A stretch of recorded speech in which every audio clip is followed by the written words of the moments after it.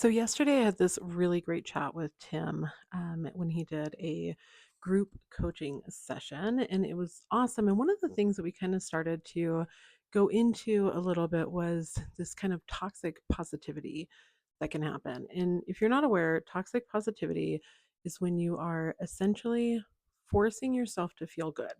So it's like you think, hey, I have to feel these kind of emotions. I can't have a quote unquote negative emotion, so I have to have these positive emotions at all times, or else whatever I'm working on is not going to come to fruition. So you're trying to keep your vibe up, but it's a forced feeling and you don't allow yourself to have any emotions. There's no acceptance of how you're feeling. Instead, it's like this forced, oh, I have to feel this way. Or if I don't feel completely positive, I'm never going to get what I want.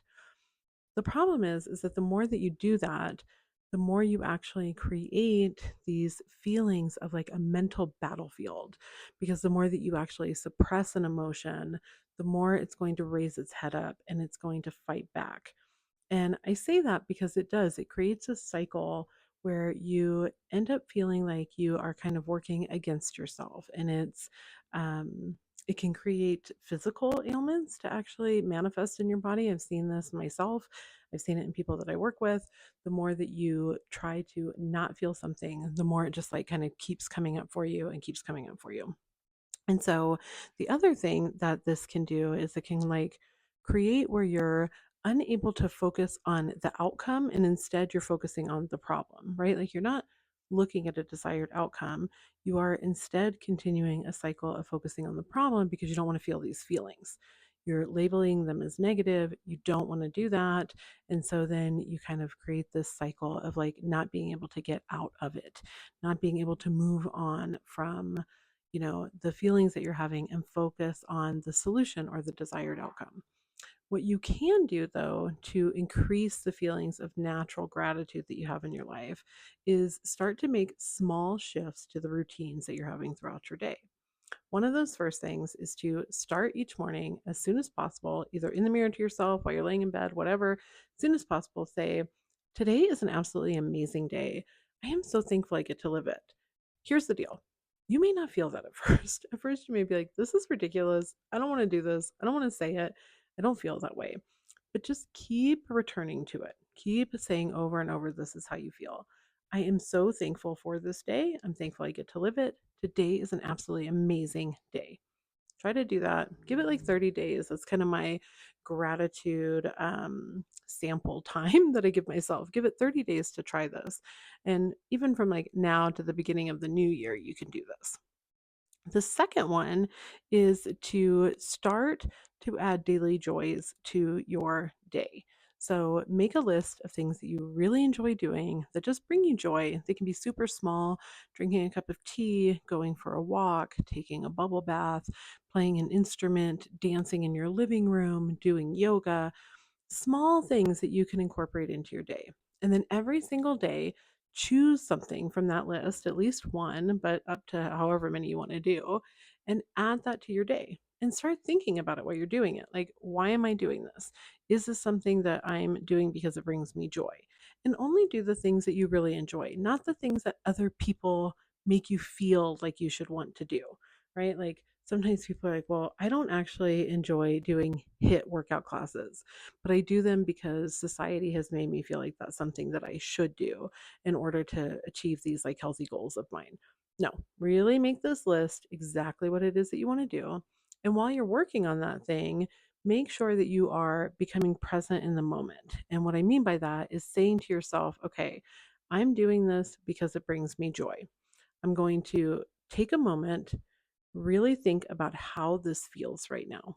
What kind of physical touch can I feel? Do I taste anything? What do I hear? What am I touching? What do I feel? And really go through this process so that you can make sure that you're paying attention to these things that you're doing and you're becoming centered in your moment.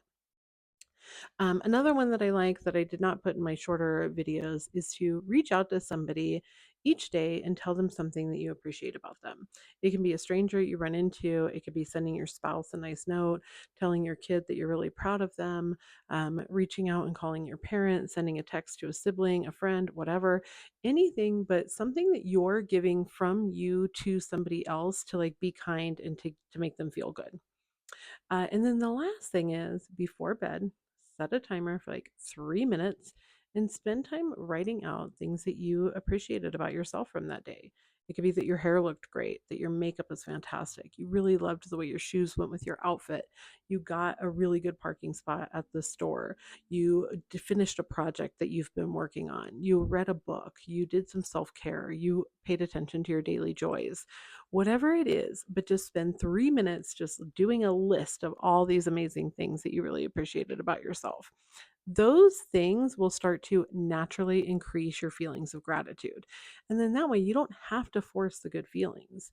And you can actually allow a quote unquote negative feeling to exist and use that instead as like a curiosity point.